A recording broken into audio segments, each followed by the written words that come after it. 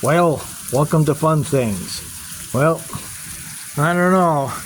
All of a sudden this rain just moved in on me when I'm trying to cook. Boy, oh boy. I'm trying to put, I got these 3 classic Adirondack chairs. Hope I pronounced that right. You know what they look like. 2 gray ones and 1 blue one. I was going to stick free on it and then stick it over in the grass over there because I've had them for like 10 years and I just want to get rid of them because all they do is just get dirty and dusty when they're sitting by the gas grill outside the garage here. But yeah, so some more rain again. Unbelievable. Well, if it's not done by 5 o'clock, I'll just pull that gas grill in the garage and cook my burgers. That's about the only thing I can do.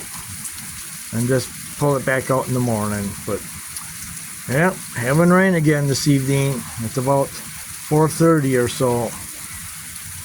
Yeah. Okay. Well, thanks for watching Fun Things, and be sure to subscribe to my channel and hit that like button. I had to use my left thumb. And leave a comment.